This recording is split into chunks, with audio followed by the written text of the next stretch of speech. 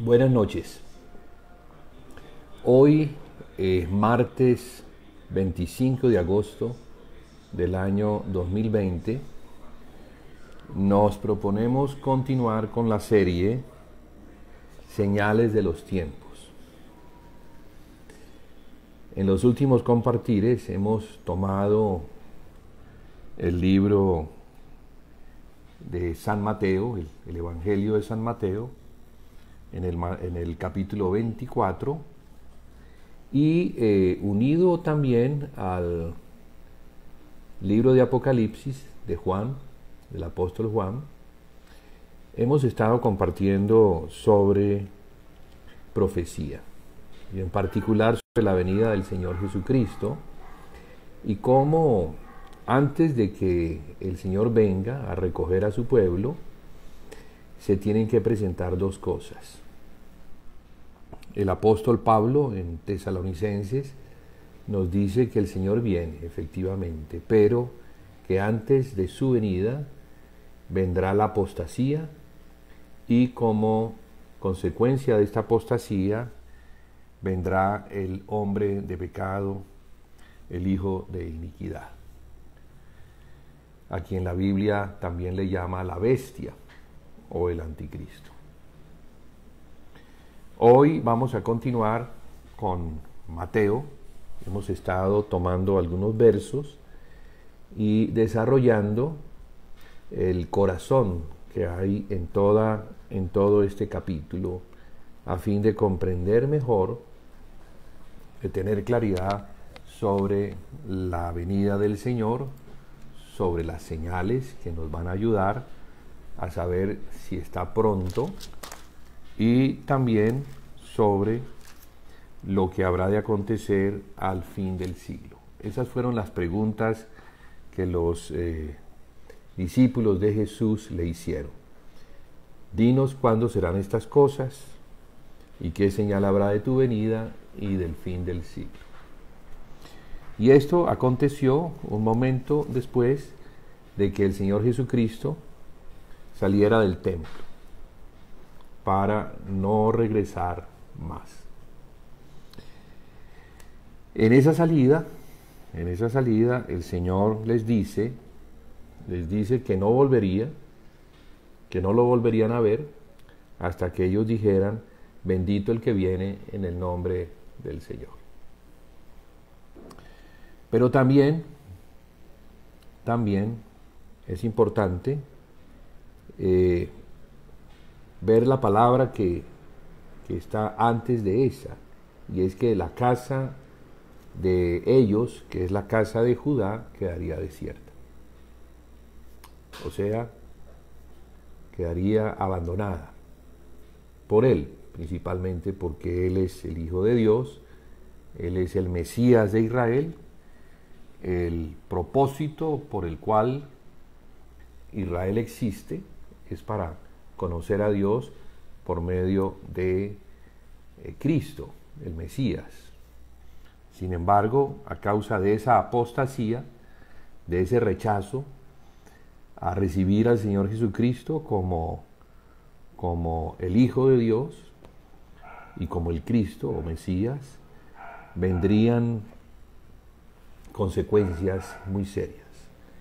Y es de eso que él prácticamente habla en este capítulo 24, cuando responde esas preguntas. ¿Cuándo serán estas cosas? ¿Y qué señal habrá de tu venida y del fin del siglo?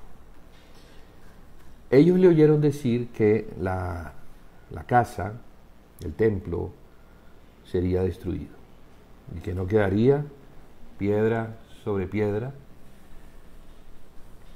o sea, una ruina total, lo que genera pues esas preguntas, porque anticipadamente le habían oído también decir que no lo volverían a ver hasta que dijeran: bendito el que viene en el nombre del Señor. Bueno, aquí que está diciendo que se va a ir, pero que va a regresar. y que va a regresar cuando ellos digan: bendito el que viene en el nombre del Señor. Por eso la pregunta: ¿qué señales habrá de tu venida? Pero a la observación que ellos hacen, porque le muestran los edificios del templo, él les dice que no quedaría, o sea, exactamente está escrito de esta manera. Respondiendo, él les dijo: ¿veis todo esto? O sea, ¿veis todo esto? Los edificios que yo le está mostrando. De cierto os digo que no quedará aquí piedra sobre piedra que no sea derribada. Bueno, entonces estas dos observaciones del Señor Jesús, que se iría pero volvería, y que no quedaría piedra sobre piedra que no fuera derribada, es lo que obliga esas preguntas. En su respuesta, él comienza diciendo: mirad que nadie os engañe. En un compartir pasado estuvimos haciendo énfasis sobre esto, y es que por ahí comienza el Señor Jesús él va a dar respuesta amplia y suficiente, pero lo primero que él dice es que miremos que nadie nos vaya a engañar. Decíamos en el compartir que el Señor está más interesado en que no seamos engañados. Va a contestar que las señales están allí, que efectivamente cosas muy fuertes vendrán sobre el mundo, sobre la tierra, sobre Israel, particularmente sobre la ciudad de Jerusalén. Pero lo más importante en este empezar a contarnos el Señor Jesús es que seamos guardados, que nuestra fe en Él se mantenga firme. Porque claro está que muchas veces nos preocupamos de las señales y no nos preocupamos del estado de nuestro corazón, de cómo está nuestro nivel de fe. Entonces le damos mucha importancia más a lo externo, lo cual nos puede atraer la atención, pero no le damos importancia a lo interno, y es a cómo nuestro corazón va a mantenerse firme hasta su venida.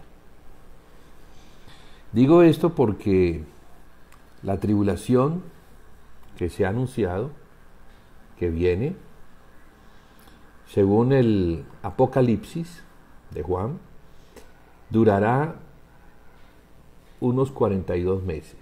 Tendrá un periodo aproximado de 1260 días, su equivalente a 3 años y medio o 42 meses.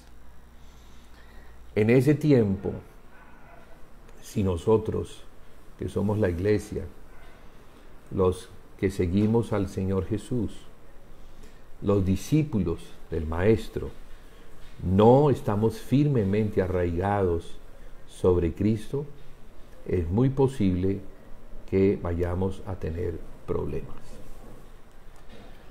Y es por eso que el Señor comienza de esa manera. Mirad que nadie os engañe. Efectivamente, la iglesia sería atacada muy fuertemente por Satanás, por el diablo, quien que tiene el poder de engañar. Jesús dice: toda autoridad me es dada en el cielo y en la tierra, por lo tanto vayan y hagan discípulos. Pero a Satanás, que se le ha quitado todo el poder, se le ha dejado el poder de engañar, y con el engaño ha hecho muchísimo daño.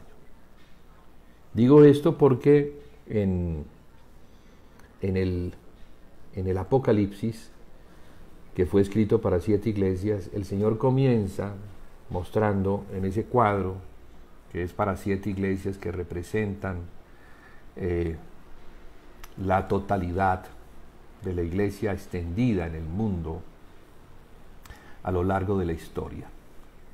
Y nos muestra entonces estados a lo largo de la historia, porque la iglesia no siempre ha estado igual. La iglesia comenzó muy bien en Jerusalén, creyendo, y por cuanto creían, ellos perseveraban. El libro de los Hechos nos dice que ellos perseveraban en 4 cosas, y eran en su listado y en su primero, segundo, tercero y cuarto.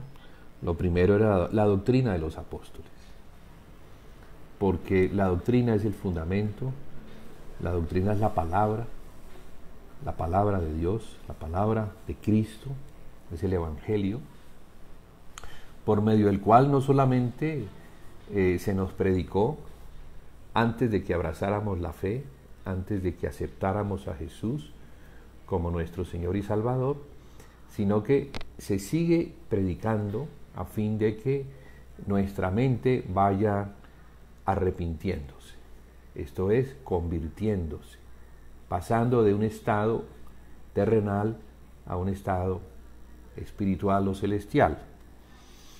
Al principio, cuando llegamos y damos los primeros pasos, no tenemos entendimiento, no conocemos quiénes somos, no conocemos las consecuencias del pecado. Y por eso entonces, en ese estado, pensamos que porque hemos aceptado a Jesús ya está bien. Sin embargo, las epístolas nos muestran, las epístolas que fueron escritas para la iglesia, nos muestran que es necesario una transformación de nuestra mente, una transformación de nuestro corazón, un ir avanzando hacia la fe, que es a una confianza cada vez más plena en el Señor Jesucristo. Eso es algo que al principio no está firme, porque no se le conoce. No podemos decir que tenemos confianza en alguien que no conocemos. Entonces, por eso mismo, también la epístola a los Efesios nos dice que es hasta que lleguemos a la unidad de la fe y del conocimiento del Hijo de Dios, a la estatura del varón perfecto, a la plenitud de Cristo. Entonces, es importante el madurar. No solamente ser creyentes, sino pasar de creyentes a discípulos. Discípulo es aquel que aprende disciplinas espirituales. En este caso particular, los cristianos aprenden qué deben hacer y cómo deben comportarse en la casa de Dios. O sea, a ser discípulos, a tener disciplinas, a ser puntuales, reverentes, a estar atentos, a ser enseñables, a aprender de Cristo y a cambiar su corazón de piedra a fin de que Dios pueda transformarlo en un corazón sensible, en un corazón de carne. Esa era la manera como el Señor mostraba que por el pecado el corazón se había endurecido, pero que por el arrepentimiento el corazón iba a hacerse cada vez más sensible, cada vez más blando, cada vez más humilde y manso a la voz del Señor. Bueno, digo todo esto porque el engaño sí llegó. El mirad que nadie os engañe fue algo evidente. El engaño llegó. Jesús le dice al ángel de la iglesia de Éfeso, que es la primera: tengo algo contra ti, que has dejado tu primer amor. Y luego le dice en relación a eso, que recuerde de dónde ha caído. Esa nos habla de una posición, es una posición en el espíritu, una posición de fe, de estar mirando al Señor Jesús. Como nos dice la epístola a los hebreos, que debemos soltar el pecado y el peso que nos asedia, la carga y el pecado que nos asedia, para poder correr la carrera que tenemos por delante, pero poniendo nuestros ojos en aquel que es el autor y el consumador de la fe. Esto es, en Jesús, el Cristo.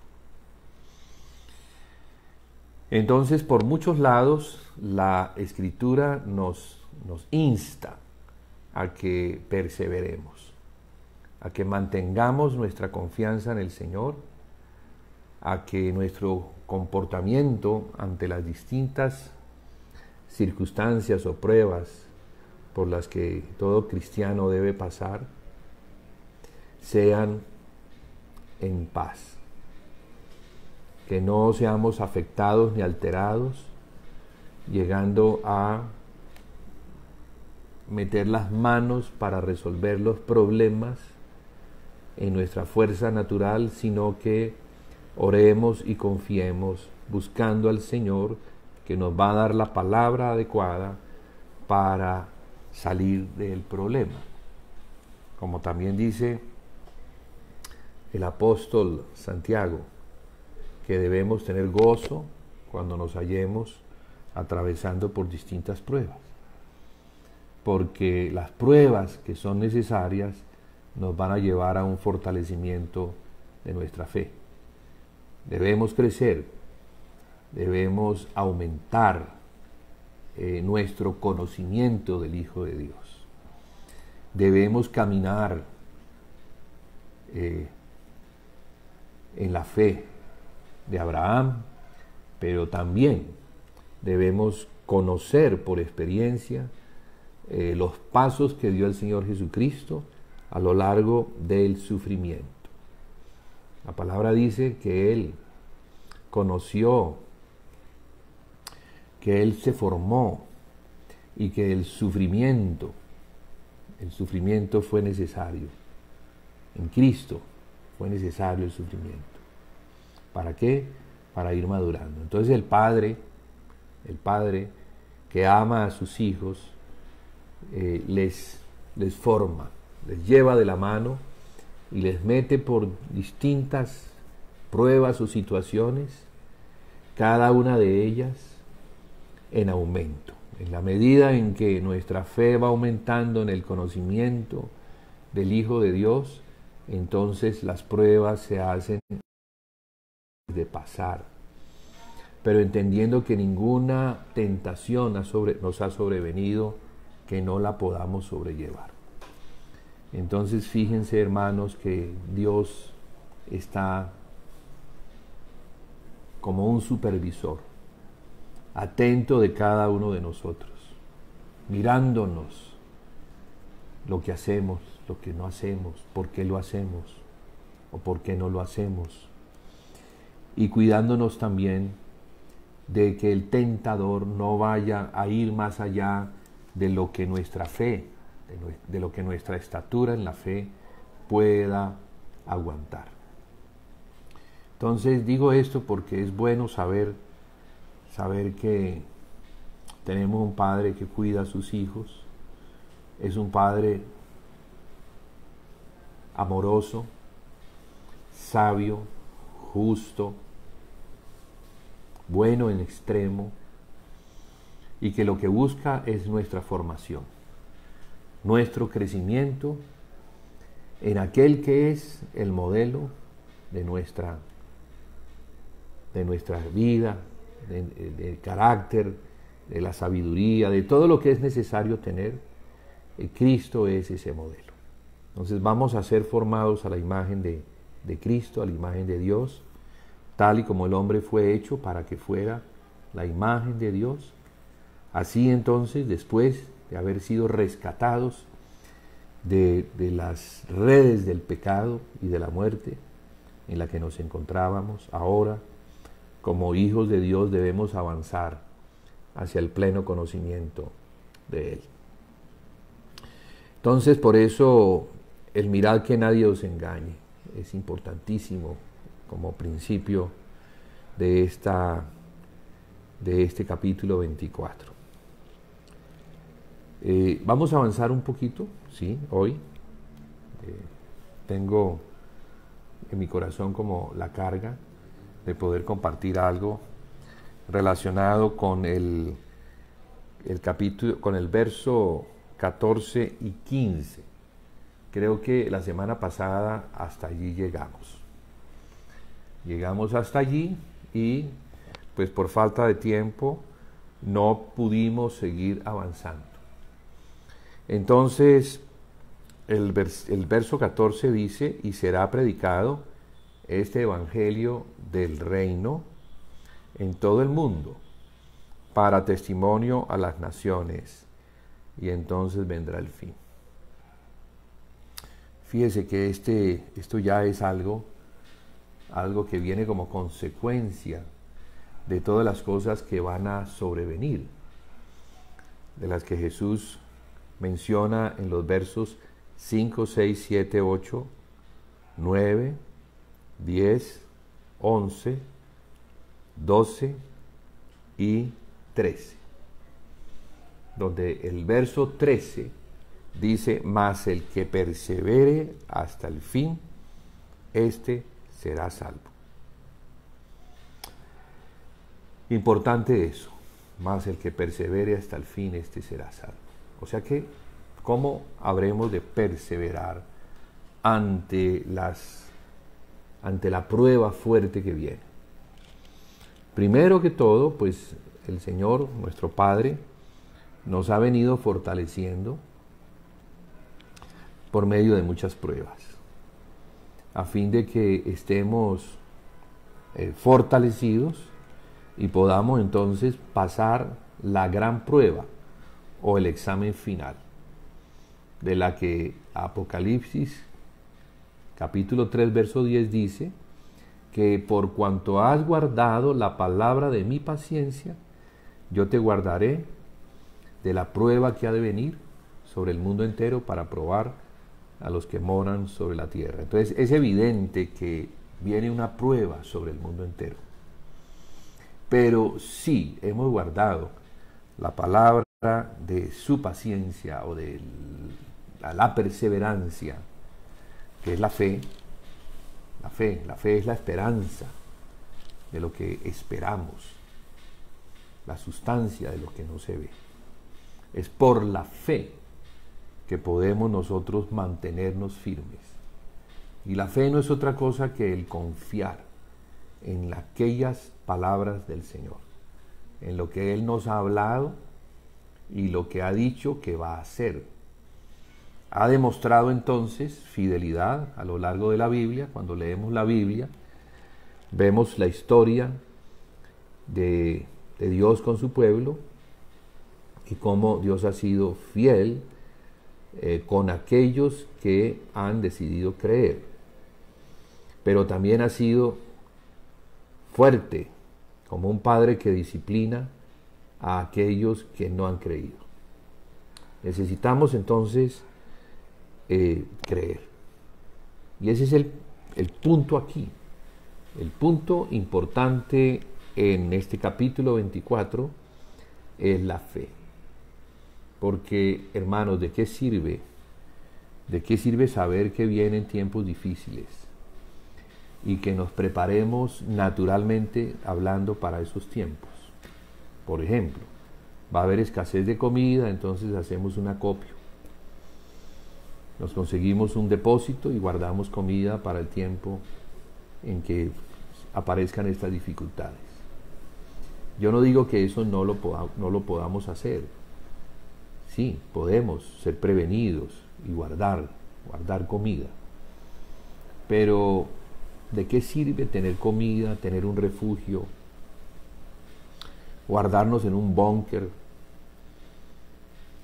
para poder escapar de la guerra termonuclear? ¿De qué sirve eso? ¿De qué sirve guardar nuestras vidas naturales y perder el alma? El Señor Jesucristo insiste en que de nada sirve ganar el mundo, tener todas las cosas, tener comida, tener refugio, tener protección. De nada sirve si perdemos el alma. Porque podemos tener todo el dinero y con eso no vamos a comprar nuestra alma. ¿Qué podrá dar el hombre por su alma? No, el alma no tiene precio. El alma es invaluable y por eso es necesaria ese sacrificio que no tiene precio del Señor Jesús, muriendo por el hombre para la salvación del hombre que cree, porque la condición es que crea, para que todo aquel que crea en Él, que crea en ¿quién? En Jesucristo, no se pierda, mas tenga la vida eterna. Pues aquí no se está hablando de la vida natural. Sabemos que la vida natural pues es temporal. Podemos ser muy sanos, muy fuertes y llegar a vivir hasta 120 años, quizás un poco más, pero finalmente vamos a morir. Finalmente el hombre no va a poder resistir la fuerza del pecado. Esa fuerza es como la fuerza de la gravedad que atrae todo hacia ese punto donde se genera la atracción. Entonces hay una atracción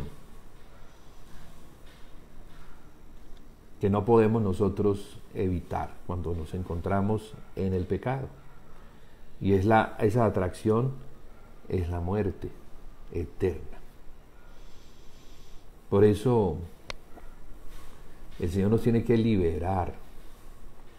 Nos tiene que liberar de las cadenas del pecado que, valga la redundancia, encadenan al hombre a ese lugar de la muerte eterna, del lago de fuego, a donde tendrán que ir a dar todos los hombres que no creyeron en Jesucristo, no quisieron poner su confianza en este Salvador. Ellos pisotearon el amor de Dios, no aceptaron el ofrecimiento, esa provisión que Dios tiene para los pecadores, a fin de que los que crean en Él, en vez de perderse, tengan la vida eterna. Porque la vida eterna procede de Dios. Y Dios la concede a los que creen. No solamente les perdona, erradicando de su vista los pecados, viéndonos ahora como si estuviéramos perfectamente limpios como la nieve, blancos como la nieve, pero dándonos además el Espíritu eterno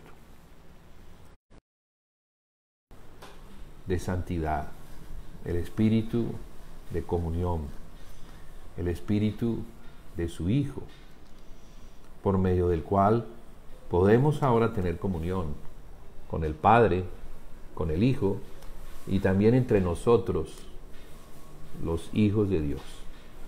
Los que ahora somos hijos de Dios, no por voluntad de carne ni de varón, sino de Dios. Fuimos engendrados por Dios al oír la palabra.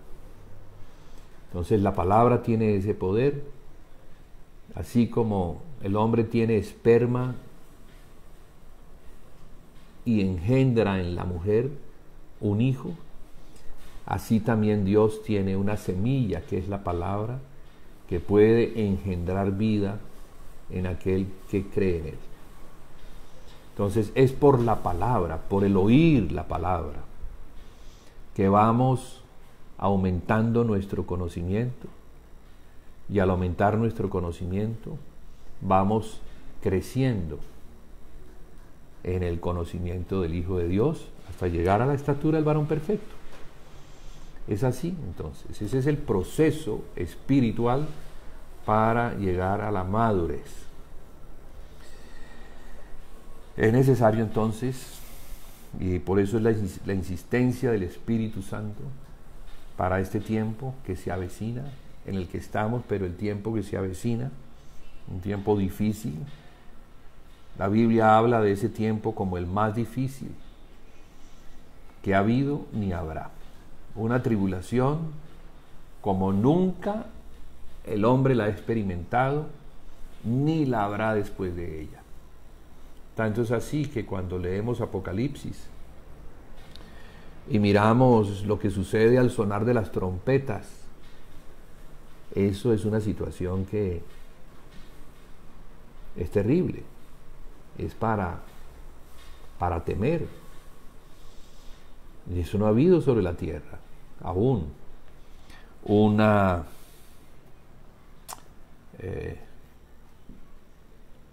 un juicio que caerá sobre la tierra y sobre los hombres que moran sobre la tierra, al punto que habla de la muerte de la tercera parte de los seres que hay en el mar, de los peces que hay en el mar, también de los peces que hay en los ríos, el agua dulce. Habla de que los bosques, la tercera parte de los bosques van a ser quemados. O sea que yo no me quiero ni imaginar cuando estas cosas comiencen a suceder. Aunque la palabra dice que cuando esto comience a suceder, debemos alegrarnos porque nuestra redención está cerca. Entonces, el Señor tiene también en su palabra este poder, ¿no?, de darnos esperanza, a fin de que mantengamos, a pesar de las cosas que vienen, mantengamos paz en nuestro corazón y no entremos en pánico. Qué fácil entrar en pánico, ¿no? Mire la prueba por la que estamos pasando. Hoy en día el mundo entero ha sido puesto a prueba. El COVID-19. Y el pánico es enorme. Muchos por el temor se esconden, se refugian. Y eso que está empezando apenas, estas situaciones. Vendrán situaciones todavía más graves, más amplias y peligrosas, pues dice que oiremos de guerras y rumores de guerras. Mirad que no os turbéis, porque es necesario que todo esto acontezca, pero aún no es el fin. Porque se levantará nación contra nación y reino contra reino, y habrá pestes y hambres y terremotos en diferentes lugares. Y todo esto será principio de dolores. Y luego dice, después de esto, como si esto no fuera suficiente, dice que los cristianos serán entregados a tribulación y seremos matados y seremos aborrecidos de todas las gentes por causa del nombre de Jesús. ¿Cómo se va a presentar esto? Yo tengo, especulando, tengo algunas posiciones sobre eso. Porque cuando los cristianos comiencen a decir no a ciertas regulaciones y se opongan a las normas que va a traer este nuevo orden mundial, genocida, donde las normas para que las naciones reciban los apoyos o beneficios financieros es que aprueben el aborto, la ideología de género, los matrimonios entre homosexuales. En otras palabras, son medidas contra la raza humana. Ellos quieren exterminar una gran cantidad de personas. Y una de las medidas para que se dé el exterminio es que los hombres no se sigan multiplicando. Entonces, por eso es conveniente los matrimonios entre homosexuales. Los homosexuales no pueden tener hijos. La ideología de género, porque en la ideología de género un hombre si quiere ser un caballo, pues será un caballo. O un hombre si quiere ser una mujer, pues será una mujer. Entonces es un asunto bastante aberrante y extraño, pero es promovido por el nuevo orden mundial. De modo que cuando los cristianos que conocen a Dios y van a actuar contra esto, pues se van a convertir en los enemigos del nuevo orden mundial y van a ser entonces, por esa causa, perseguidos, aborrecidos, serán señalados, acusados, incluso dice que parientes, conocidos, hermanos, van a acusar a los cristianos, los van a señalar, van a dar el dato. Entonces, esa tribulación no solamente es un asunto que tiene que ver con fuego cayendo del cielo, exterminio de los bosques, que incluye la comida, exterminio de los mares, que incluye la comida, porque en los mares hay comida, están los peces, los ríos también, los peces. Entonces, claro, el hambre viene como consecuencia, pero a eso súmele esta gran persecución. Pero Jesús dice que en medio de esa persecución que viene, nuestra fe tiene que estar firme. Y es más, dice que, por tanto,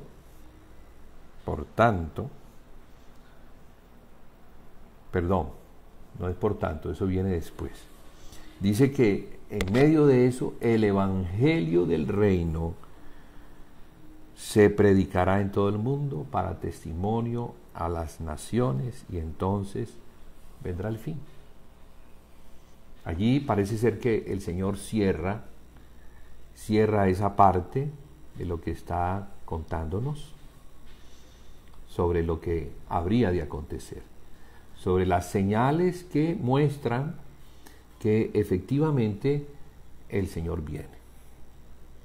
A él, los discípulos no le preguntaron cuáles serán las señales del anticristo.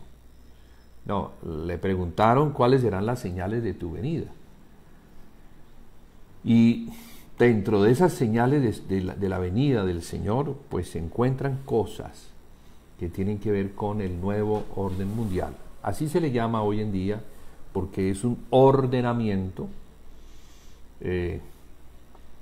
o reordenamiento del mundo que debe quedar bajo una autoridad mundial que va a regir a las naciones con normas anticristianas, con normas antidios, contra la palabra de Dios, negando completamente la palabra de Dios como la autoridad sobre todo.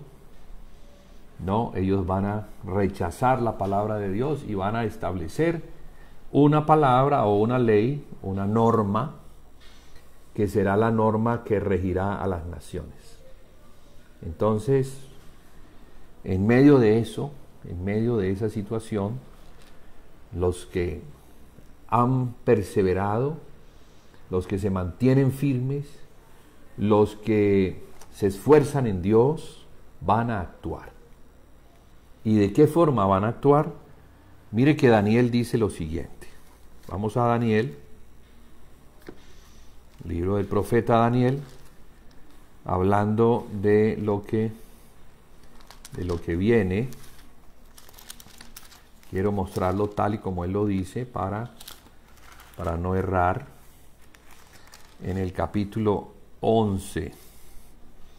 Capítulo 11. Este capítulo nos habla sobre el anticristo y cómo el anticristo va a ir tomando forma, porque comienza hablando desde Alejandro el Grande, tomando a los persas, estableciendo un imperio, y luego que es un espíritu, este espíritu de dominio que quiere establecerse sobre el mundo entero, comienza a moverse hasta que llega al final del tiempo y se dice lo siguiente de ellos.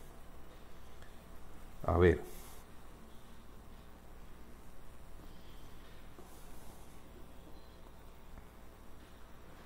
Vamos a leerlo desde el verso 31. Daniel, capítulo 11, verso 31. Bueno, hago énfasis en esto porque Jesús nos envía en el verso 15 a ver a Daniel. Por tanto, cuando veáis en el lugar santo la abominación desoladora de que habló el profeta Daniel, entre paréntesis dice, el que lee entienda, el que lea a Daniel. Entonces vamos a leer a Daniel para que Daniel nos aclare. Dice el verso 31.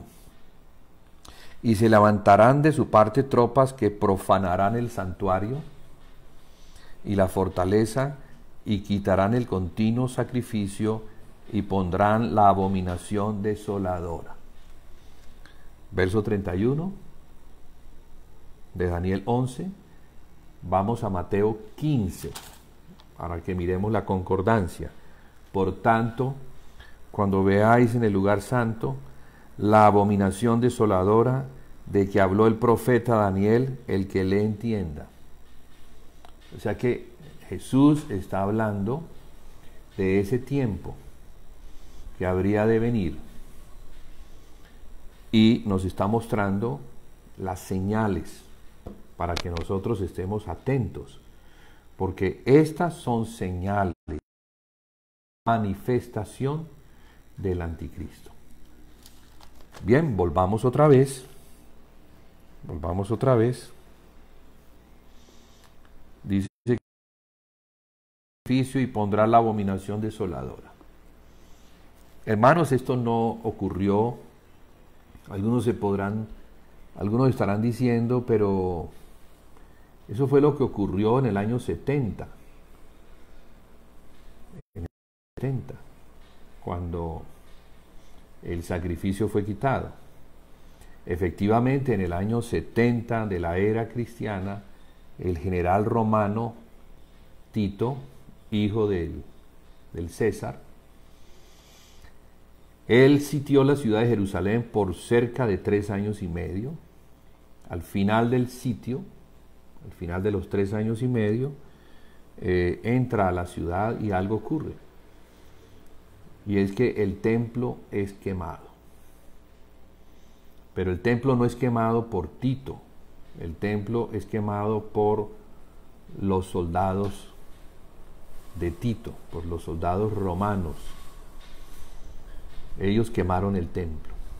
Y para quitar el oro que se derritió y se metió, se incrustó en las piedras, ellos quitaron las piedras.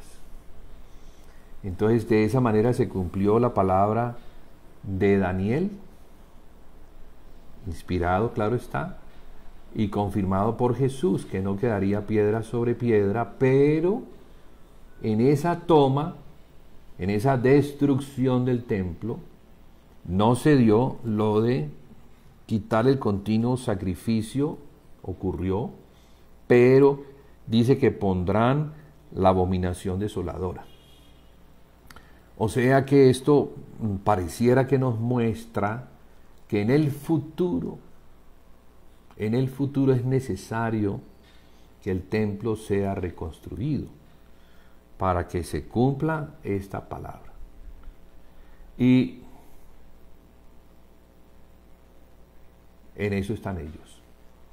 En eso están los judíos. Los judíos están preparándose para la reedificación del templo. Ellos consideran, según la fe que tienen, según el entendimiento que tienen al mirar las Escrituras, al mirar la Biblia, el Antiguo Testamento, que el templo tiene que estar edificado para que el Mesías venga. Por lo menos un sector del judaísmo cree eso, que el templo debe edificarse como la casa de Dios para que el Mesías venga y entre. Otro sector del cristianismo, del judaísmo, dicen que no es así, sino que cuando venga el Mesías, Él es el que va a edificar la casa. Entonces hay divisiones, pero lo que sí nos es claro es lo que la palabra dice. Aquí en Daniel dice que se pondrá la abominación desoladora. Sigamos adelante porque es a donde quería que fuéramos. El verso 32, con lisonjas seducirá a los violadores del pacto, mas el pueblo que conoce a su Dios se esforzará y actuará. Los violadores del pacto es el pacto que Dios hizo con ellos. Aquí está hablando entonces de la apostasía. Nuevamente, o sea, Israel, el pueblo de Israel ha tenido en su historia distintos tiempos y maneras en los que ha entrado en apostasía, y por causa de esa apostasía han venido consecuencias muy severas. Por ejemplo, cuando Salomón, el hijo de David, que fue el que construyó el templo, a causa de las muchas mujeres, comenzó a edificar altares a los dioses de esas mujeres, a los cuales les quemaba incienso. Entonces esa apostasía trajo una consecuencia terrible, y es que el Señor dividió a Israel en dos. En el reino del norte, o subreino del norte, donde estaban 10 tribus, y las 2 tribus que quedaron en el sur serían el subreino de Judá.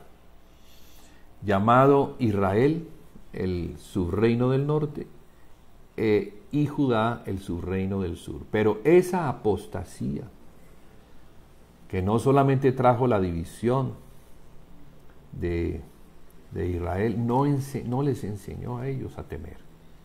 Más adelante, el subreino del norte entró en apostasía, o continuó en apostasía cada vez más profunda, hasta que lo que sucedió es que los asirios llegaron a la tierra, los tomaron y se los llevaron y los esparcieron por las naciones para no regresar.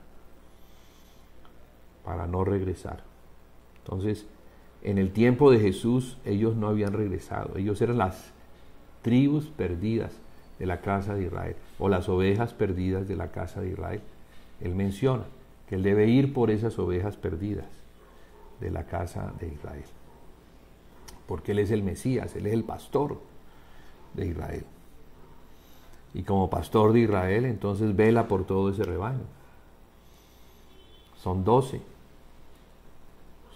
ovejas, que cada una de ellas pues tiene descendencia, y las debe traer a todas y reunirlas nuevamente en su tierra, y luego llevarlos a la salvación que es en Él. Años después de la toma de los asirios, los judíos también apostataron y fueron tomados por los babilonios, que se los llevaron a un exilio de 70 años. Al término de ese exilio, ellos fueron regresados. Ciro, el rey persa, que derrotó al rey de Babilonia, Belsasar, él abre las puertas y permite la salida de los que quieran regresar. Tristemente no fue sino un remanente muy pequeño el que regresó de Babilonia a Judea. Allá regresaron. Y podemos conocer por los profetas del posexilio que al principio ellos no querían reedificar la casa. Ellos consideraban que la edificación de la casa era una tarea demasiado exhaustiva, que no tenían los recursos, no tenían la capacidad que llegó a tener David y Salomón para edificarla. Pero el Señor levantó profetas para animar a Zorobabel y a Josué. Zorobabel como gobernador y Josué como sumo sacerdote. Estos dos ungidos, de los cuales nos habla Zacarías, fueron empoderados por la palabra para que creyeran y edificaran la casa del Señor nuevamente. Esto lo digo porque la casa del Señor es el centro de la vida de su pueblo. Allí es donde mora Él.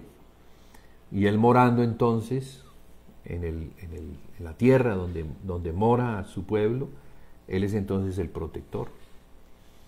Él es el Dios de Israel, protector de Israel, comandante de los ejércitos celestiales y el que guarda a Israel. Pero cuando viene la apostasía, entonces Él se retrae, porque la apostasía es como un adulterio, un engaño. Es como la mujer que engaña a su esposo con otros. ¿Sí? Entonces, cuando viene ese engaño o apostasía, cuando viene este adulterio, el Señor entonces no está para tolerar eso. Y por eso entonces viene la disciplina. Entonces, esa apostasía se dio también en el tiempo de Nabucodonosor. Levantó a Nabucodonosor como un rey que tal vez estaba ocupado de cosas, pero le entraron a su corazón deseos de tomar la tierra de los judíos, y allá fue y la tomó. Entonces la historia la conocemos por el mismo Daniel, que fue uno de los tomados por Nabucodonosor, siendo muy jovencito, tal vez 16 años, 17, 18 años, y fue llevado a Babilonia. Y allí estuvo hasta que Babilonia cayó. O sea que Daniel vivió los 70 años del exilio en Babilonia. A lo largo de eso recibió sueños, visiones, las cuales escribe, y todo eso en su conjunto son esta maravillosa profecía sobre la salvación de Israel, sobre la salvación futura, plena y completa de Israel por medio del Mesías príncipe. Así lo dice en el capítulo 9, versos 24 y 27, y habla de la muerte del Mesías príncipe. Nosotros ya sabemos por el contexto y por la historia, estas cosas Daniel las veía hacia el futuro, habrían de acontecer 500 años después, pero el Señor se las mostró a Daniel, el cual las escribió y quedaron como legado para nosotros los que estamos mirando hacia adelante, esperando ver la venida del Señor Jesús. Muy bien, entonces el verso 33 dice: y los sabios del pueblo instruirán a muchos, y por algunos días caerán a espada. Aquí está hablando de tribulación.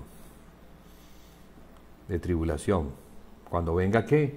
Cuando venga este rey, este anticristo, este rey que ha sido puesto por las naciones para que gobierne sobre el mundo entero, y es un rey anticristiano, claramente, ¿no? Y al ser anticristiano, pues también es antijudío, no quiere a los judíos, no quiere nada que esté relacionado con Cristo. Entonces 32, para coger el contexto: con lisonjas seducirá a los violadores del pacto. Va a haber algunos judíos que van a apostatar y que se van a unir a la causa de este hombre, a la causa de este hijo de iniquidad, de este anticristo. Bueno, con lisonjas seducirá a los violadores del pacto, mas el pueblo que conoce a su Dios se esforzará y actuará. ¿Sí ve? Actuará.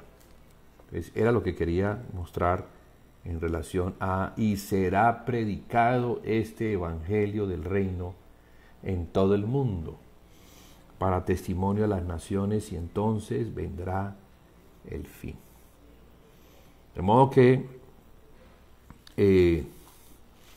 tenemos esa situación, que es la que viene. Es importante saber qué viene.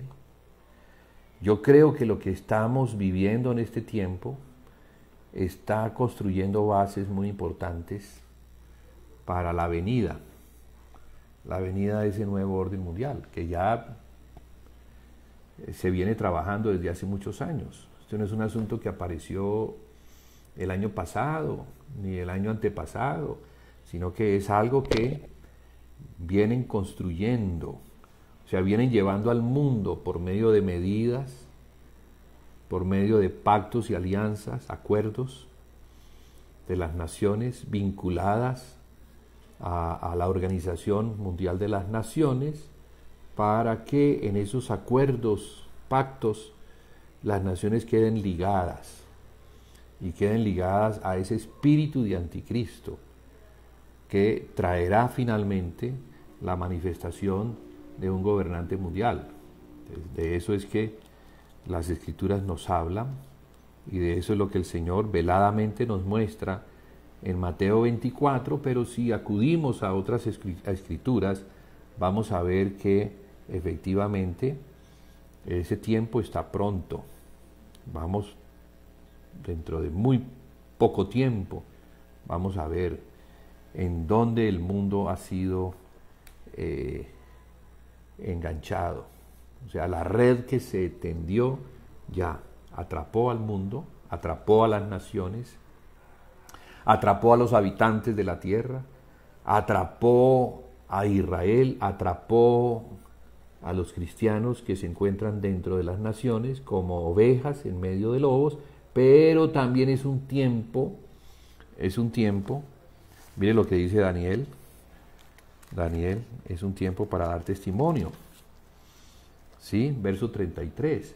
Y los sabios del pueblo instruirán a muchos, y por algunos días caerán a espada y a fuego, en cautividad y despojo. Y en su caída serán ayudados de pequeño socorro, y muchos se juntarán a ellos con lisonjas. También algunos de los sabios caerán para ser depurados y limpiados. Entonces lo que viene es eso, una limpieza, una purga, una purificación de corazón que es necesaria para que el pueblo del Señor pueda recibir al Señor, porque el Señor es el que viene, pero el Señor en su tremenda sabiduría se va a proveer de un limpiador que es sobre el mundo entero. Entonces el anticristo va a ser como el individuo que el Señor, o a quien el Señor le concede que durante 42 meses haga ese trabajo, esa tribulación. O sea que la tribulación vendrá sobre el pueblo de Dios, sobre los judíos, sobre los cristianos, a fin de que sean depurados. Y dice el verso 36. Bueno, voy a leer el 35 completo. 35. Y también algunos de los sabios caerán para ser depurados y limpiados y emblanquecidos hasta el tiempo determinado. Entonces hay un tiempo determinado para eso, como lo podemos ver en Apocalipsis, 42 meses, 3 años y medio, 1260 días. porque aún para esto hay plazo. Entonces el Señor ha determinado un plazo para eso. Así como ha determinado 70 semanas para la salvación plena de Israel, también ha determinado un plazo para esta operación de purificación. Verso 36 dice, y el rey hará su voluntad, y se ensoberbecerá, y se engrandecerá sobre todo Dios, y contra el Dios de los dioses hablará maravillas, y prosperará hasta que sea consumada la ira, porque lo determinado se cumplirá. De aquí es de donde el apóstol Pablo dice en Tesalonicenses que este hijo de iniquidad se entrará en el templo de Dios y se pondrá allí como si fuera Dios. O sea que éste se va a creer Dios. Se va a creer Dios. Mire. Y se engrandecerá sobre todo Dios. Y contra el Dios de los dioses hablará maravillas. Y prosperará hasta que sea consumada la ira, porque lo determinado se cumplirá. Este verso 37 es interesante. Esta es una apreciación que la dejo para que ustedes también la consideren. Dice, del Dios de sus padres no hará caso, ni del amor de las mujeres, ni respetará a Dios alguno, porque sobre todo se engrandecerá. Del Dios de sus padres. Bueno, la apreciación que yo tengo sobre este individuo es que es un descendiente de Abraham. Es un musulmán que cree en el Islam, que cree en que Alá es el Dios más grande, al cual honrará, vamos a verlo más adelante, y niega al Dios de sus padres, el cual se le presentó a Abraham, a Isaac y a Jacob. Pero principalmente a Abraham porque Ismael, que es un hijo de Abraham, ya no tiene nada que ver con la descendencia de Isaac. Ismael, que fue el primero y el primer hijo de Abraham, hijo de su esfuerzo en la carne, mas no el hijo de la promesa. Entonces no fue a Ismael a quien Abraham le dio la herencia, sino que fue a Isaac a quien Abraham le dio la herencia. Entonces la herencia que viene por la palabra que Dios le dio a Abraham, de que tendría una nación grande, de que en su simiente, en la simiente de Abraham, serían benditas todas las naciones de la tierra. Imagínense, está hablando del Mesías, está hablando de Cristo, porque la muerte de Cristo abrió la puerta para que todas las naciones de la tierra pudieran ser benditas. Y también dice que en su simiente serían benditas las familias de la tierra. Entonces no solamente naciones, sino que habla de familias, porque las familias son las que conforman los pueblos, y los pueblos conforman las naciones. Sí, entonces,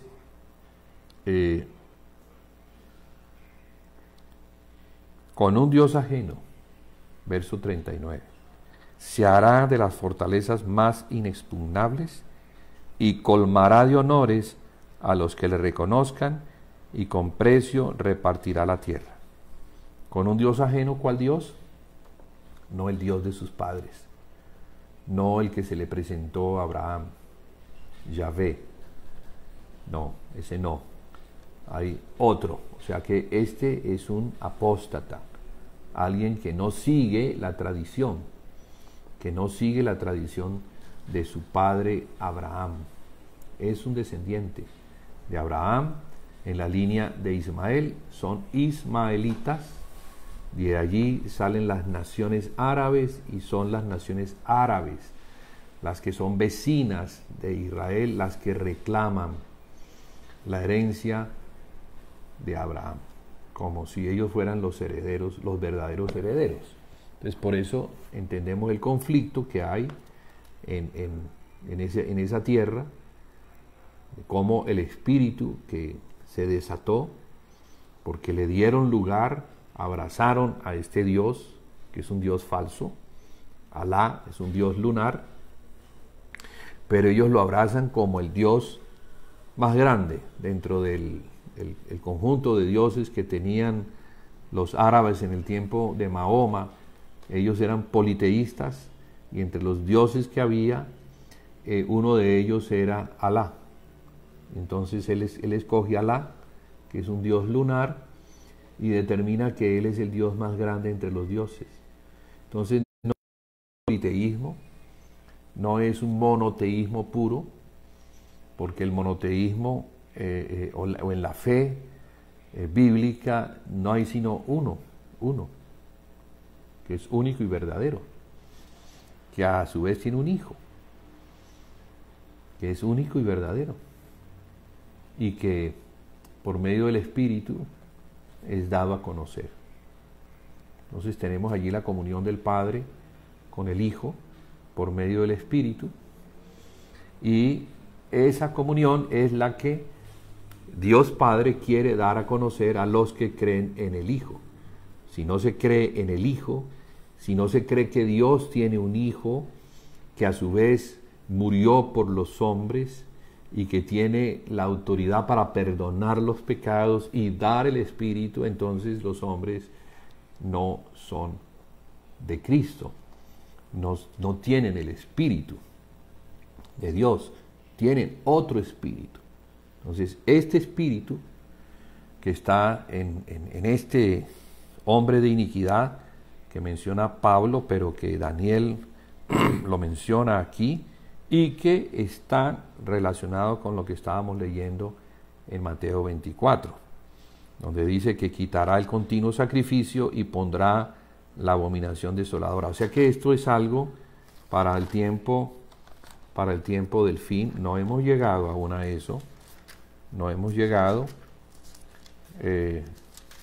Podríamos decir que estamos entrando a esa parte de la semana, es la última parte, porque la primera se cumplió en Cristo, más la última parte de 42 meses se cumplirá cuando se manifieste el anticristo, el cual se manifestará, yo creo, cuando el templo esté edificado. O sea que es algo que tendrá que venir para que Él haga lo que aquí se dice, ¿sí?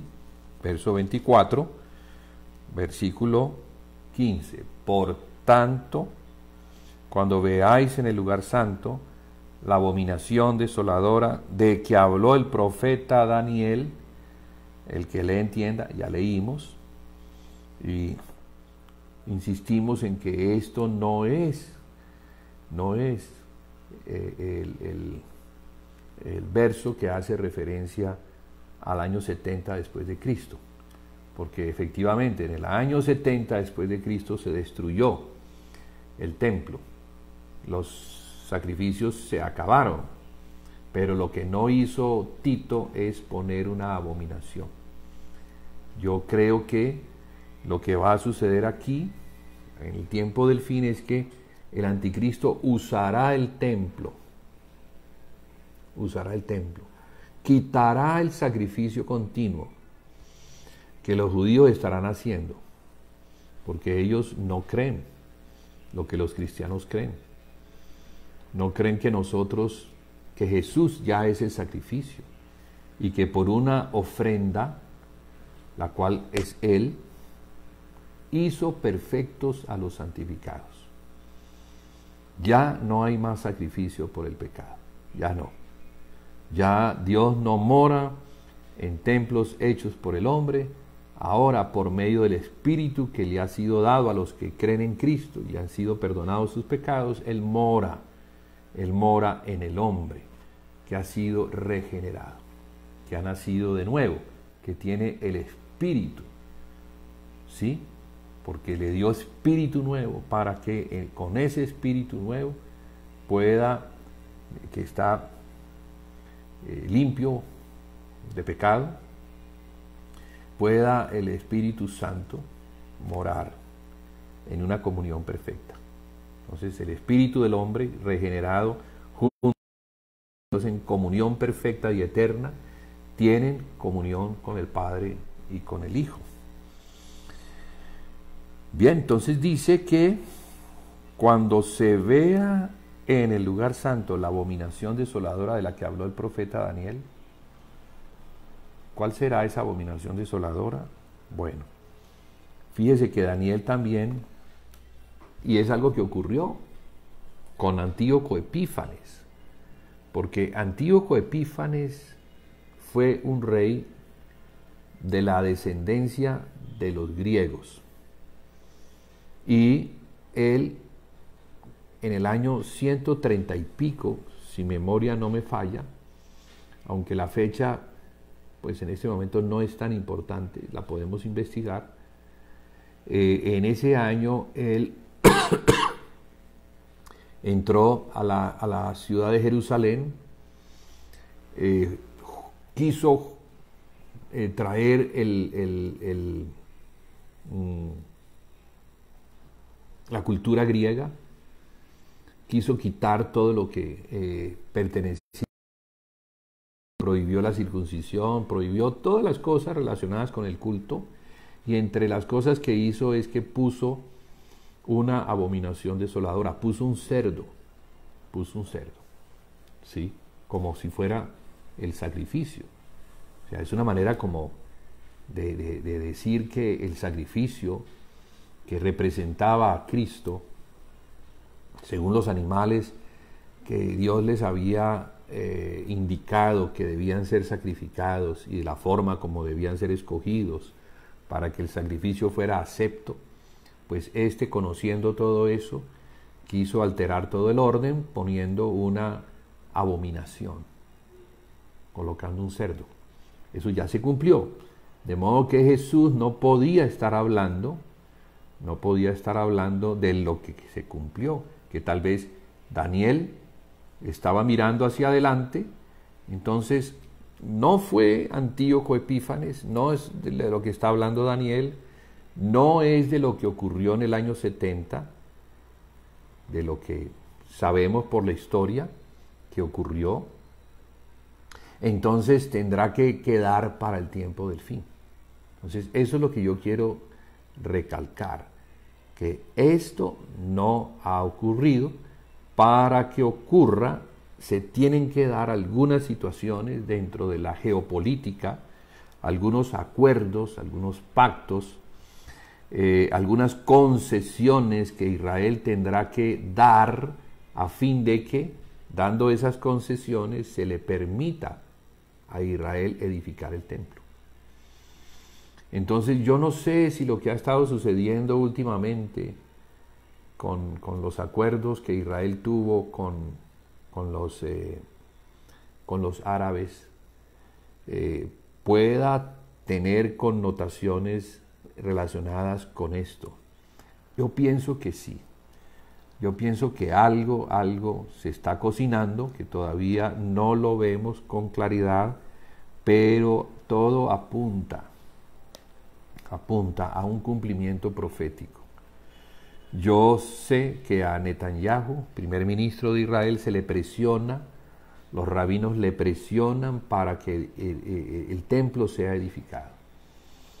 Ellos tienen mucho poder, ellos en ese poder tienen influencia para las elecciones. Entonces Netanyahu tiene una deuda con los rabinos y la deuda es el templo. El templo se tiene que edificar. Bueno, entonces volvemos al punto. Algo va a ocurrir pronto, estemos atentos, estemos mirando en las noticias, seamos investigadores, porque esto lo que pone en nosotros es una carga que nos va a permitir ver mejor, no estar dormidos, como no nos interesa lo que viene, la profecía, yo no la entiendo, eso no es para mí, Eso es para ciertos hermanos que tienen entendimiento, que son profetas, o que les gusta hablar de profecía, pero eso no es para mí, no, hermano. La profecía es para el pueblo del Señor, para que no andemos en tinieblas. Como dice el apóstol Pedro, que tenemos la palabra profética más segura. Y esa palabra profética es la que nos permite como lámpara mirar en medio de la tiniebla en la que estamos. Porque existe una tremenda tiniebla. Y solamente el pueblo que conoce a su Dios puede actuar. ¿Sí? Solamente. Y esto hace parte de conocer a Dios. El aspecto profético es necesario en el pueblo del Señor. Por eso es que hemos estado estas semanas aprovechando el confinamiento que nos ha permitido como dar la palabra hacia afuera, usar los medios, las redes sociales, en este caso Facebook Live, para predicar el Evangelio. Y aquí dice, y será predicado este Evangelio del reino. Por eso hemos estado con Mateo 24, porque lo relaciono con el Evangelio del reino, que debe ser predicado en todo el mundo. Las redes sociales tienen la facultad de extender por el mundo entero lo que se habla. Sobre todo Facebook, ¿sí? Que tiene un enganche con el mundo entero. Y el Señor nos manda a predicar este evangelio. ¿De qué evangelio está hablando el Señor? De estos versos que Él comienza a decir desde el verso 4 hasta el verso 13. Algo que está relacionado con su venida, pero con la tribulación también. Con las señales que muestran que algo está a punto de acontecer.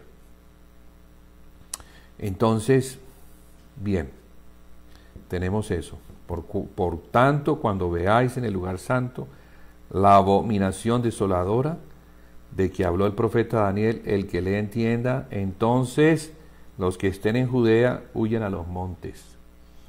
El que esté en la azotea no descienda para tomar algo de su casa. Jesús habla de Judea porque en el contexto en el que se encuentra, Judea es lo que existe. Judea es lo que existe. Él está hablando a judíos. Pero de seguro que en el contexto general, esto apunta hacia el tiempo del fin. Hacia la tierra de los judíos, hacia la tierra de Israel, la que ellos ya, en la cual viven, el Señor trajo cumpliendo su palabra, la cual encontramos en Ezequiel 37, que traería de vuelta a esos dos subreinos que se encontraban esparcidos en las naciones. Esos huesos secos que estaban allá, y sin vida, y sin ninguna posibilidad de tener vida en la tierra de sus padres, pues mire lo que comenzó a suceder, y es que el Señor comenzó a traerlos. Y ellos sintieron el llamado de la tierra y se fueron para Palestina. Y los primeros se asentaron en Palestina. Palestina era un desierto, pero había algo en ellos que les mostraba que tenían que estar allí. Y así fueron sumándose y aumentando y aumentando y aumentando, hasta que algo ocurrió.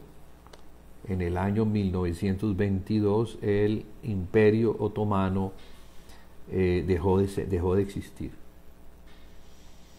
porque existía un imperio que gobernaba sobre esas tierras. Era como la planta que impedía que la semilla que se había sembrado pudiera brotar. Si tú siembras algo y le pones un pie encima, eso no puede germinar. Pero cuando ese pie es quitado, entonces comienza a germinar. Comienza a germinar y lo que iba a germinar iba finalmente a manifestarse como una nación. La nación de Israel, que en 1948 declara su independencia y declara el efectivo Estado de Israel. A partir de allí, los judíos se ganaron a sus vecinos, que no querían nada de eso. Para nada, hay una ira contenida en ellos que no pueden soportar que en esas tierras vivan los judíos. Ellos tienen tierras enormes, muy ricas, pero no pueden soportar que los judíos puedan vivir en un pedacito de tierra. Eso es algo que habla mucho del estado del corazón, que no es un corazón para amar al pueblo de Dios, porque el espíritu que les acompaña es un espíritu de anticristo. Y claro, bueno, la caída del Imperio Otomano trae el emerger de naciones que se encontraban bajo la bota de ese imperio, y así casi que al mismo tiempo. Eso aconteció a lo largo de principios del siglo pasado, del siglo XX. Emergieron naciones que se independizaron también. Digo independencia porque estaban bajo la autoridad británica, que fue la que tomó, después de la derrota del Imperio Otomano, tomó esas tierras. ¿Me hago entender? Entonces, el Imperio Otomano mantenía la bota puesta, fue derrotado por el Imperio Británico. El Imperio Británico luego fue soltando su responsabilidad y emergieron las naciones. Ahí comenzamos a ver a Turquía, al Líbano, a Siria, a Irak, la antigua Babilonia, también Egipto, y muchas otras naciones que comenzaron a independizarse y a tomar dentro del jardín de Dios. Estos árboles comenzaron a tener un lugar, ¿sí? A crecer, a crecer. Recordemos que hay una profecía en el libro de Daniel sobre un árbol que fue talado, y ese árbol representaba a Nabucodonosor, pero representaba también a un rey que tiene un reino. Ese árbol fue talado, se le puso un anillo para evitar que pudiera tener un renuevo. Pero la profecía dice que al final del tiempo el anillo será quitado y volverá entonces a reverdecer. Entonces, es interesante lo que estamos viendo.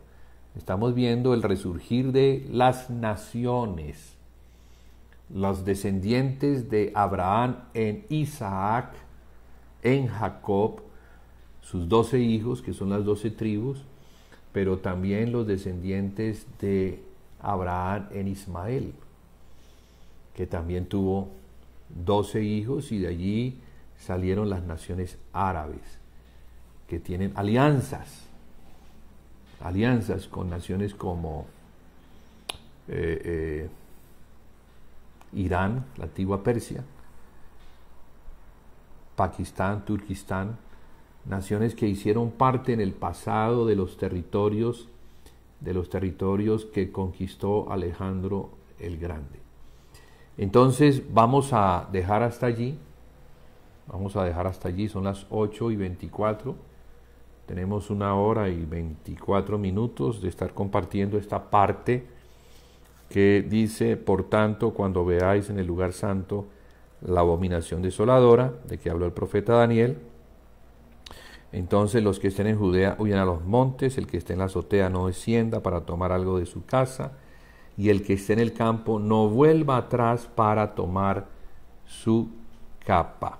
Creo que estas cosas hablan de una salida de una salida del pueblo de Israel. Y esa salida la vemos, yo creo que la semana entrante, Dios mediante, la vamos a ver en Apocalipsis 12, donde se nos muestra a una mujer que está a punto de dar a luz, que va a dar un hijo, bueno, que se encuentra con dolores de parto, porque va a dar a luz un hijo.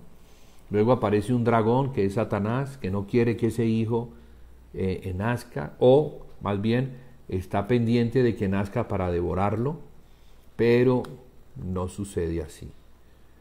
La mujer es protegida, el hijo es protegido, el dragón, que es el diablo y Satanás, desciende con gran fuerza y va a perseguir a la mujer, la cual huye al desierto para ser sustentada por 1260 días.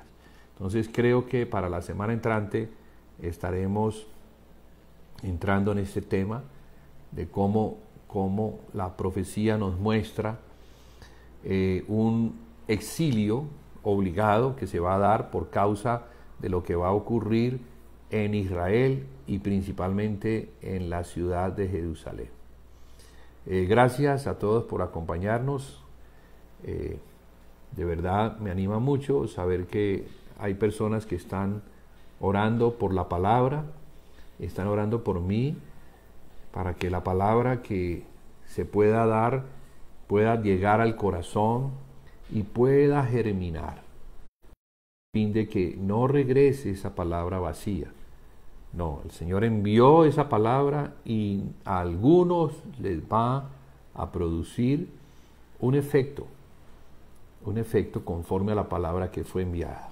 Y digo que ese efecto es una carga especial por el evangelio del reino que debe ser predicado, principalmente en la nación de Israel. Entonces, que el Señor tenga a bien el hacer germinar. Uno es el que siembra, otro es el que riega, pero el Señor que da el crecimiento, pues que dé el crecimiento para que se cumpla lo que Él ha determinado hacer por medio de su Hijo, Jesucristo, en la palabra que nos da. Que el Señor les siga bendiciendo y guardando hasta la semana entrante.